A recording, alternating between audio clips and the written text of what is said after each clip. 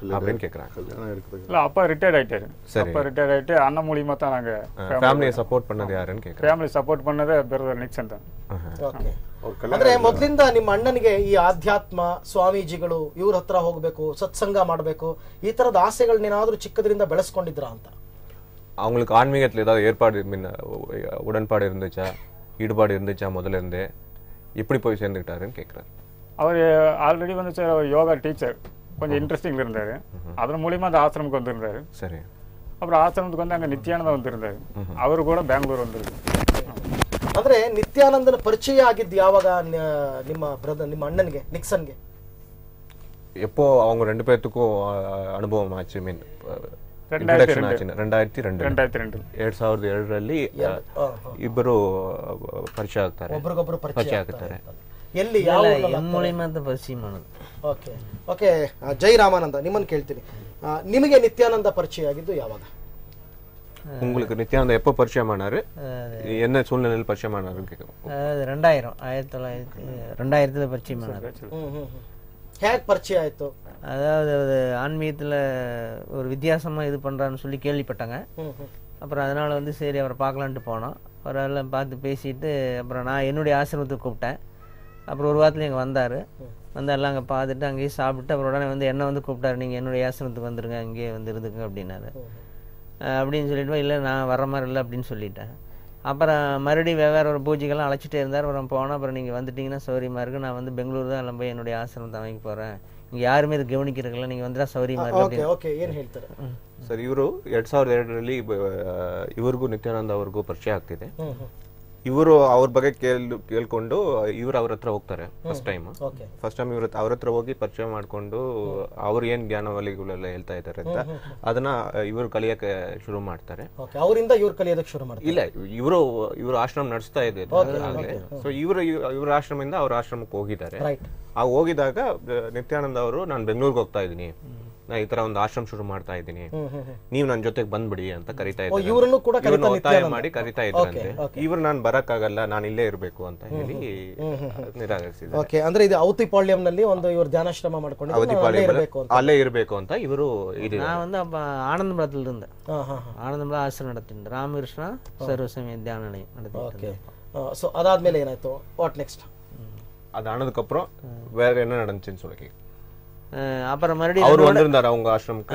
ஒரு 4 தடவை வந்தாருங்க. வந்து ஒவ்வொரு இதே பிரச்சனை வந்து நீங்க வந்துருன்னு கேட்டா அப்புறம் நான் ஒரு தியானத்துல அனுமதி கிடைச்சா நான் வர்றேன் அப்படின்னு சொன்னேன். அப்புறம் 2-3 மாதம் டைம் எடுத்து எனக்கு தியானத்தில் ஒரு அனுமதி கிடைச்சி இங்கே வந்தேன்னு வச்சுங்களேன். அப்புறம் வந்தோடனே ஏன்னா நாங்களும் பூஜை தியானம் இந்த யோகம் இதெல்லாம் சொல்லுவோம். நீங்கள் பெங்களூருக்கு வந்திருந்தீங்க? இப்போ பெங்களூருக்கு அவங்க இல்லை, ಅங்கே ಆಶ್ರಮಕ್ಕೆ. ಅಂದರೆ ರಾಮಾನಂದ ನಾನು ಕೇಳ್ತೀನಿ ಒಂದು ಏನಂದರೆ, ಇವಾಗ ಒಂದು ಆಶ್ರಮ ಅಥವಾ ಒಂದು ಸತ್ಸಂಗ ಮಾಡಬೇಕಾದ್ರೆ ಒಂದು ರೀತಿ ರಿವಾಜ್ ಎಲ್ಲ ಇರುತ್ತೆ, ಧ್ಯಾನ ಮಾಡೋದು, ಯೋಗ ಮುದ್ರೆ ಮಾಡ್ತಕ್ಕಂಥದ್ದು. ಅದನ್ನೆಲ್ಲ ನಿತ್ಯಾನಂದ ಕಲ್ತಿದ್ನ ಮೊದಲೇನೆ ಇವ್ರ ಹತ್ರ ಬರಬೇಕಾದ್ರೆ ಅಂತ ಪ್ರಶ್ನೆ. உங்ககிட்ட வர்றதுக்கு முன்னாடி இதெல்லாம் படிச்சுட்டு வந்திருந்தாரா, இல்ல நீங்க இவರಿಂದ கல்தரா? உங்ககிட்ட இருந்து படிச்சாங்களா, இல்ல அவர் வரும்போதே எல்லாத்தையும் தெரிஞ்சிட்டு வந்திருந்தாரா? எல்லாத்தையும் அவர் தெரிஞ்சிட்டு வரலைங்க. அது ஒரு கிட்டத்தட்ட ஒரு 3 வருஷம் அவர் ராமகிருஷ்ண மடத்தில் இருந்தார். அதனால அவருக்கு கொஞ்சம் தெரியும்னு வச்சுக்கோங்க, ஒரு ஆன்மீக இதில் தெரியும். அப்புறம் எல்லாம் வந்து ஓசோனுடைய இதை வந்து நிறைய அவர் வந்து காப்பி அடிச்சுட்டு அதான் ஓசோனுடைய இதை தான் நிறைய அவர் சொன்னது போனதெல்லாம் வச்சுக்கலாம். ಅವರು ಇದಕ್ಕಿಂತ ಮುಂಚೆ ಓಶೋ ಆಶ್ರಮವನ್ನು ಫಾಲೋ ಮಾಡಿಕೊಂಡು ಎಲ್ಲ ಕಾರ್ಯಕರ್ತರನ್ನು ಮಾಡ್ತಾ ಇದ್ರು ಅಂತ ಹೇಳ್ತಾ ಇದ್ದಾರೆ.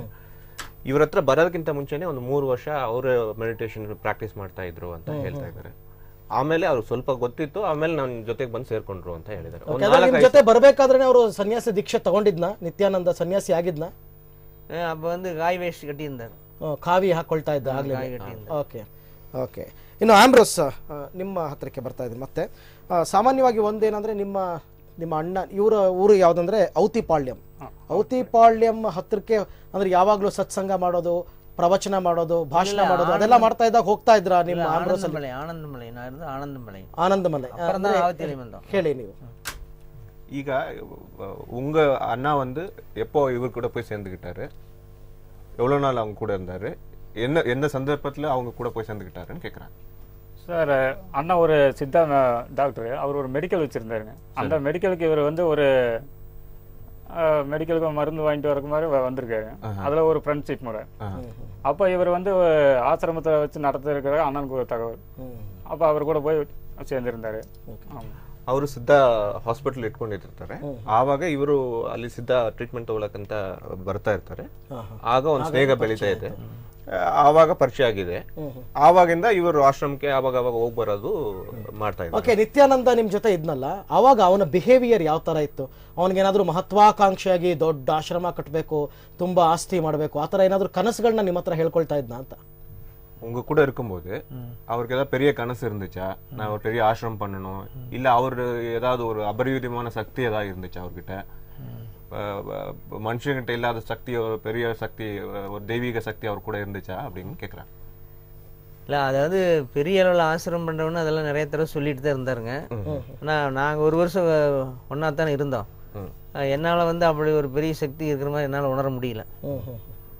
ஏன்னா அவர் வந்து எல்லாமே அவரை தன்னை முன்னிலைப்படுத்தி எல்லாம் பண்ணுறோன்னு பார்த்தாரு. அவரை குருவாக ஏற்றுக்கணும், அவர் சொல்கிறபடி எல்லாம் கேட்கணும் மாதிரி அவர் ஃபோக்கஸ் பண்ணார்.